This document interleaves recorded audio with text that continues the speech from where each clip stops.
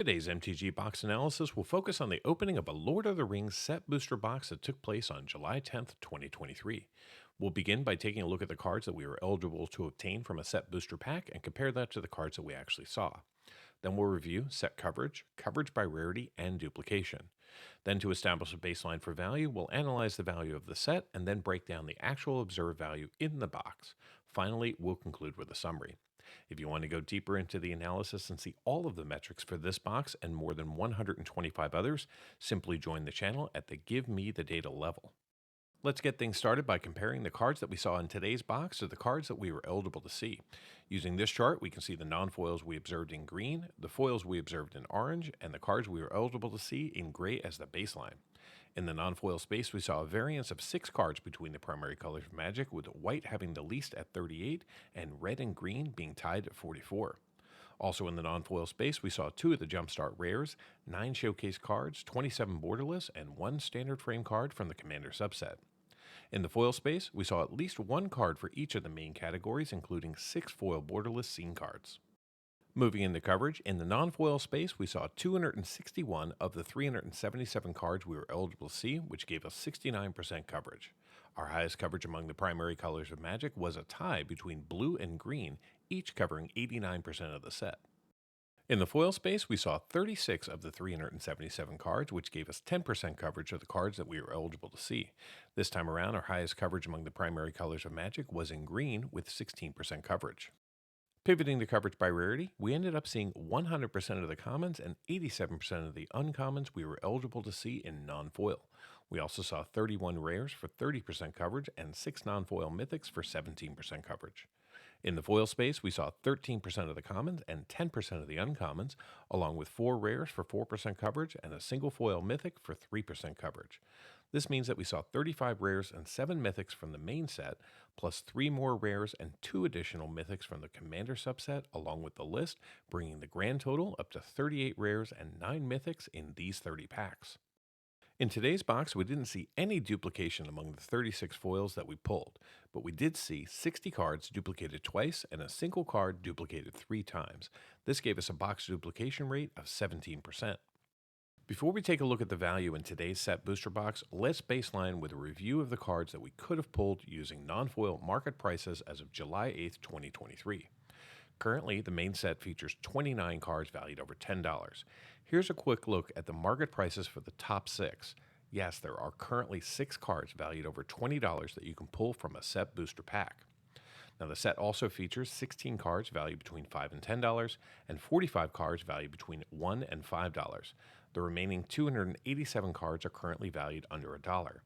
If you were to add up the market value of all 377 cards that you can pull, you would be looking at a grand total of $855.07 in market value. Now that we have an understanding of how the set is performing, let's begin to take a look at the value that we saw in this box, starting off in the non-foil space. In today's box, we ended up seeing 4 non-foils from the main set valued over $10. This is pretty impressive for a set booster box. We saw the Planeteer of Orthanc valued at $10.07. We saw Nazgul number 336 valued at $14.77. We saw the Delighted Halfling valued at $16.60.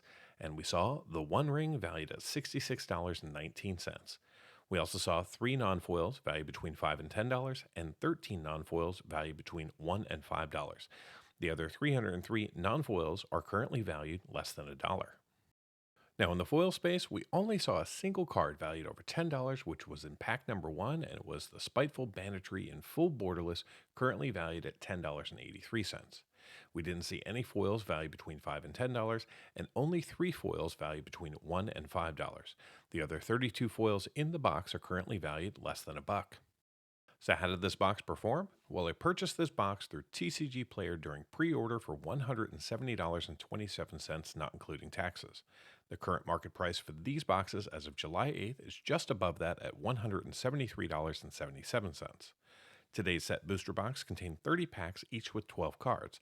This allowed us to see 360 total cards, plus a box topper, some tokens, cards from the list, and art cards. In today's box, we saw 27 non-signed and 3 signed art cards, which have a total market value of $12.97. The 1 card from Commander, Galadriel, Elven Queen, wasn't worth much at only 17 cents. Replacing 7 of our tokens were cards from the list, and they have a total value of $20.68, thanks mostly due to the Caladra Complete and Kietra Triome. The 23 tokens that we saw have a market value of $3.25. The 30 basic lands are currently valued at $10.52. The 151 commons in the box are currently valued at $9.79. The 136 uncommons that we saw are currently valued at $32.73, with about half of that coming from the Nazgul. The 35 rares have a current market value of $62.37, and the 7 mythics that we pulled are valued at $109.65, mostly due to the One Ring. Finally, our box topper was the Dal Amroth, which is currently valued at $22.61. Add it all up, and the grand total for this box comes out to be $284.74 in market value, which is a gain of $114.47 over the price I paid, which means that I saw a return of 167% of my purchase price in card value. Now, for those of you interested in cards valued just over $2, the numbers look like this. In total, we ended up seeing 19 cards valued over $2 in this box, and they have a current combined value of $209.42, which means that those 19 cards represent 74% of the box total and exceeded my purchase price for the box. Get early access to videos, download the analysis for every box open on the channel, and personally DM me, just like these fine people, all by becoming a member of the channel through YouTube or over at mtgboxanalysis.com.